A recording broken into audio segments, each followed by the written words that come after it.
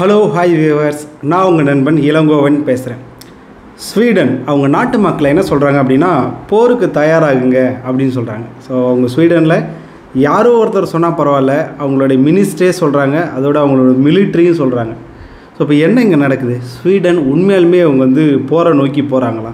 So அவங்க யாரை வச்சு சொல்கிறாங்க? அவங்க நேட்டோ கூட ஜாயின் பண்ணுறேன்னெலாம் சொல்லியிருப்பாங்க.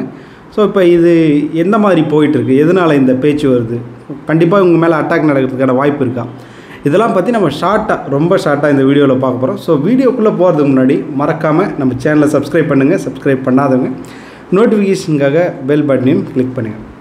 ஸோ ஸ்வீடன் அவங்களுடைய மினிஸ்டர் என்ன சொன்னாங்கன்றதை நம்ம பார்ப்போம். அதுக்கடுத்து இவங்களுடைய ஸ்மால் ஹிஸ்ட்ரியும் நம்ம பார்த்துருவோம். ஸ்வீடனுடைய சிவில் டிஃபென்ஸ் மினிஸ்டர் சொல்கிறார். ஸோ டிஃபென்ஸ் மினிஸ்டர்னும் போது நம்ம கொஞ்சம் உற்று நோக்கணும். ஏன்னா அவர் தான் டிஃபென்ஸ் ரிலேட்டட் விஷயங்கள், மிலிட்ரி சம்மந்தமானதெல்லாம் பார்ப்பாங்க. ஸோ அவங்க சொல்கிறது என்ன அப்படின்னா, அதாவது போர் கண்டிப்பாக இங்கே வந்துடும் அப்படின்னு சொல்கிறாங்க. ஸ்வீடன் மக்கள்லாம் இதுக்கு தயாராக இருக்கணும் அப்படின்னு சொல்லிட்டு அவர் சொல்கிறாங்க. ஸோ இப்போ இவங்க சொன்ன உடனே இது ஒரு பேனிக்கை உண்டாக்குதாங்க. ஏன்னா ஒரு டிஃபென்ஸ் மினிஸ்டர் சொல்கிறாரு போர் வரப்போகுது நாட்டுக்குள்ளே அப்படின்னும் போது ஒரு பேனிக் உண்டாகும். அதோடு விட்டால் பரவாயில்ல, அவங்களுடைய மிலிட்ரி சீஃப் சொல்கிறதுக்கு அடுத்து என்ன அப்படின்னா, கண்டிப்பாக மக்கள் மென்டலி ப்ரிப்பேர்டாக இருக்கணும்.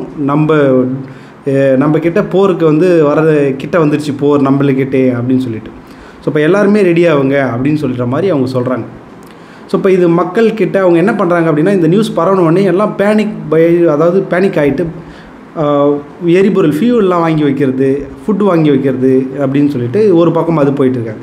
இன்னொரு பக்கம் நிறைய பேர் ஆன்லைனில் சர்ச் பண்ண ஆரம்பிச்சிட்டாங்க, எங்கே பாம் ஷெல்டர்லாம் எங்கே இருக்கும், ஸோ ஒரு வேளை யாராவது அட்டாக் பண்ணி பாம்பு போகிறாங்கன்னா என்ன போகிறது, போகிறப்ப என்ன பண்ணணும் அப்படின்னு சொல்லிட்டு ஒரு புக்கே அவங்க வர்றாங்க. ஸோ அப்போ வேர்ல்டு வார் 2லேருந்து ஸ்வீடன் இதை பண்ணுறாங்க. அந்த டைமில் அந்த புக்கை திரும்ப ரிவைஸ் பண்ணிலாம் இப்போ வச்சுருக்காங்க. ஸோ அந்த புக்கை டவுன்லோட் பண்ணி என்ன பண்ணணும் அப்படின்றத அவங்க பண்ணிகிட்ருக்காங்க.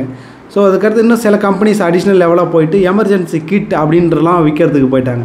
ஸோ இப்போ போர் வந்துச்சுன்னா எமர்ஜென்சி கிட்னால் எப்படி, கண்டிப்பாக ஒரு ரேடியோ தேவை, அதுக்கடுத்து ஒரு ஸ்டவ் தேவை. ஸோ இந்த மாதிரி எல்லாம் சேர்த்து வச்சு ஒரு கிட்டுன்றதை விற்க ஆரம்பிச்சிட்டாங்க அப்படின்றது பார்க்கணும். ஸோ இப்போ ஸ்வீடன் இதை சொல்லும்போது அங்கே இருக்கிற குழந்தைங்க பசங்க சில்ட்ரன்ஸ்லாம் இருக்காங்களே, அவங்க சைடு பெரிய கம்ப்ளைண்ட் வந்துச்சு. ஏன்னா அவங்க எப்படி இதை ஏற்றுக்கிறது அப்படின்ற ஒரு மனநிலை இருக்குல்லையே. ஸோ அவங்க நிறைய ஹெல்ப்லைன்லாம் கால் பண்ணி என்ன பண்ணணும் எப்படின்ற மாதிரி அவங்க கன்ஃபியூஸ் பண்ணிட்டாங்கன்னு பார்க்கணும். ஸோ இப்போ இது ஸ்வீடனை பற்றி பார்க்கணும் அப்படின்னா, ஒரு 200 வருஷத்தில் 200 வருஷமாக அவங்கக்கிட்ட பார்த்தோன்னா ஒரு போரில் நியூட்ரலாக தான் இருப்பாங்க. எந்த சைடும் அவங்க போனதில்லை, பெருசாக அவங்க போருன்னெலாம் பார்த்ததில்லை. நெப்போலியன் அவங்க சைடுக்கு அப்புறம் அவருடைய அந்த சகாப்தத்துக்கு அப்புறம் அவங்க பெருசாக போர்லாம் பார்த்ததில்லை. ஸோ கடைசியாக அவங்க போல்டோவா, உக்ரைன் இருக்கு இல்லையா, அந்த ஏரியாவில் 1700 காலகட்டங்கள் அப்போ தான் போர் நடந்திருக்கும். அதுவும் ரஷ்யாவுக்கும் ஸ்வீடனுக்கும் நடந்திருக்கும். அதில் ரஷ்யா ஜெயிச்சிருப்பாங்க. ஸோ அதுதான் பார்த்தோன்னா ஒரு 200 வருஷம் முன்னாடி கதை. ஸோ அப்போ அந்த போர், அதுக்கப்புறம் இவங்க எந்த போர்லேயுமே ஈடுபட்டது கிடையாது. அதுக்கடுத்து இனி வரைக்கும் ஒரு சென்டராகவே இருந்துகிட்டு இருந்தாங்க. ஸோ இப்போ ரீசெண்டாக தான் லாஸ்ட் இயரில் பார்த்தோம்னா நேட்டோவுக்கு அப்ளை பண்ணுறோம். அதுவும் ரஷ்யா உக்ரைன் அட்டாக் பண்ணதுக்கப்புறம் இவங்க அப்ளை பண்ணுறாங்க. ஸோ அப்போ இவங்க கூட சேர்ந்து அப்ளை பண்ணது யாருன்னா ஃபின்லாண்ட் அதில் மெம்பர் ஆகிட்டாங்க. ஸ்வீடன் இன்னும் நேட்டோவில் மெம்பர் ஆகலை அப்படின்றத பார்க்குறோம். ஸோ அதுக்கு 2 பேர் முட்டுக்கட்டையாக இருக்கிறது யாருன்னு பார்த்தோன்னா துருக்கியும் ஹங்கேரியும். அவங்க க்ரீன் சிக்னல் கொடுத்தா மட்டும்தான் இவங்க ஆக முடியும் அப்படின்னு சொல்லிட்டு. ஸோ அப்போ இவங்க இன்னும் நேட்டோ மெம்பராகவும் ஆகலை. ஆனால் அதே சமயம் யுஎஸ் கூட நல்ல ஒரு ரிலேஷன்ஷிப்பில் ஸ்வீடன் இருக்கிறாங்க. நேட்டோவுக்குள்ளே போகிறாங்கனாலே தெரிஞ்சிடும் அவங்க எந்த அளவுக்கு க்ளோஸ் ஆகிடுவாங்க அப்படின்னு சொல்லிட்டு. ஸோ இப்போ இவங்க யாரை பார்த்து பயப்படுறாங்க? அவங்க மிலிட்ரி சொன்னது என்னென்னா, உக்ரைனில் ரஷ்யா பண்ணது ஃபைனல் கோல் கிடையாது, எண்டு கோல் கிடையாது, அது ஒரு ஃபஸ்ட்டு ஸ்டெப் தான். ஸோ இப்போ அதுக்கு அடுத்ததுன்னு பார்த்தோம் அப்படின்னா, இந்த போர் ஸ்வீடனுக்குள்ளே வரும் அப்படின்றது தான் அவர் சொல்கிறது. ஸோ இப்போ ஸ்வீடனுக்குள்ளே வரும் அப்படின்னு சொல்லிட்டு அவர் அந்த டெஸ்ட்ராயான உக்ரைனில் இருக்கிற அந்த ஃபோட்டோஸ்லாம் காட்டி இந்த மாதிரி ஸ்வீடன் கூட ஆகலாம் அப்படின்ற ரேஞ்சுக்கெலாம் அவர் போனார். ஸோ இப்போ நிறைய பேர் கிரிட்டிசைஸ் பண்ண ஆரம்பித்தாங்க. அவருக்கு கடைசியாக என்ன சொன்னால், நான் பயம் காட்ட விரும்பலை, பட் ஒரு அவேர்னஸோடு இருக்கணும்னு சொல்ல வரேன் அப்படின்னு சொன்னார். ஆனால் நிறைய பேர் இதுக்கு நெகட்டிவாக தான் அது அவங்க மக்கள்கிட்ட போய் சேர்ந்துச்சு. ஏன்னா ஒரு டிஃபென்ஸ் மினிஸ்டரோ இல்லை ஒரு மிலிட்ரி சீஃபோ இந்த மாதிரி ஒரு சொல்லக்கூடாது. ஏன்னா அவங்க எதுக்கு எல்லா கமெண்ட்ஸ் என்ன போட்டிருந்தாங்கன்னா, மிலிட்ரிக்கு ஃபண்டு வேணுன்றதுக்காக தான் இந்த மாதிரி மெசேஜ்லாம் அவங்க பண்ணுறாங்க. ஸோ அடிஷ்னல் ஃபண்டு வேணும், ப்ரிப்பேர்ட் ஆகணுன்றது அவங்க தேவை, அது ஸ்ட்ரெயிட்டாக அவங்க சொல்லிவிட்டு வாங்கிக்கலாம். ஆனால் அதுக்கு பதில் பயங்காட்டுற மாதிரி போர் வந்துருச்சு அப்படின்னு சொல்லிட்டு. ஸோ இப்போ அதுக்கு ரஷ்யா எப்படி ரியாக்ட் பண்ணும்? ஏன்னா இவங்க இந்த போர் வரும் அப்படின்னு சொல்கிறதே ரஷ்யாவை வச்சு தான். ரஷ்யா என்ன சொல்கிறாங்கன்னா, போர் அப்படின்ற ஒரு ட்ரீம்லேயே இருக்கிறீங்க. அதாவது ஸ்வீடன் போரில் போகிறோன்ற போர் வந்துடும்ன்ற ஒரு ட்ரீம்லேயே இருக்கிறீங்க அப்படின்ற மாதிரி சொல்லிட்டாங்க. ஸோ அந்த மாதிரி ஒரு கனவுலேருந்து வெளியில் வாங்கன்ற ரேஞ்சுக்கு அவங்க இவங்களை கலாய்ச்சி வர்றாங்கன்றதை பார்க்குறோம். ஆனால் நம்ம ஓவராலாக பார்த்தோம் அப்படின்னா போர் இவங்களுக்கு ஸ்வீடனுக்கு வருமா அப்படின்னு நம்ம பார்த்தோன்னா நம்ம இந்த மேப்பை பார்த்தாலே தெரியும். அதாவது ஸ்வீடனுக்கு முன்னாடி ரஷ்யாவை ஒட்டி இருக்கிறது யாருன்னு பார்த்தோன்னா ஃபின்லாண்ட், அவங்க நேட்டோ மெம்பர்.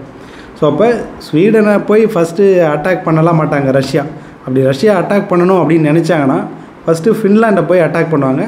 ஃபின்லாண்டை அட்டாக் பண்ணாலே, ஏன்னா அவங்க ஆல்ரெடி நேட்டோ மெம்பர்னு சொன்னதுனால ஆர்டிகல் 5 ஆட்டோமேட்டிக்காக இன்வோக் ஆகும். ஸோ அது மூலயமா நேட்டோவில் இருக்கிற படையே திரண்டு வந்து புட்டினுக்கு எதிராக சண்டை போட ஆரம்பிப்பாங்க.